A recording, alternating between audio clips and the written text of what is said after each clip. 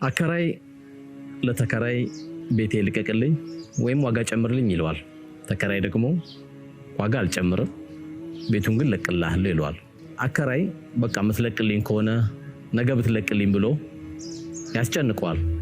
ተከራይም ምንም ችግር የለም ምችለውን ሁሉ ሞክራለሁ ነገ ለቅልሃለሁ ይለዋል። ይህ ክስተት የተከሰተው እንግዲህ ቱርክ ላይ ነው። ሁለቱ የተነጋገሩት አካሎች ቱርክ ላይ ይህን ውይይት ባደረጉ 24 ሰዓት ባልሞላ የሁለቱም ንብረት በመሬት መንቀጥቀጥ ይጠፋል። አከራዩም ተከራዩም ከዛ ሁሉ ከጠፉት ንብረቶች አላህ አትርፏቸው ሁለታቸው መንግስት ባዘጋጀው ላስቲክ ቤት ውስጥ ይገናኛሉ። በጣም በመገረም ወሬያቸውን ያወጋሉ።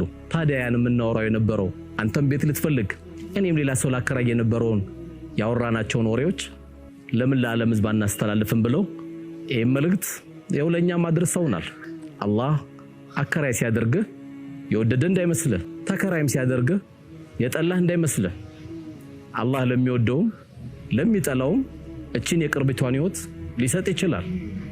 ነገር ግን ከኛ የሚጠበቀው በቀናት በሰዓታት በሰከንድ የሚፈጠርብን ነገር አናቀምና ለሰው ልጆች ሁሉ መልካም እንሁን።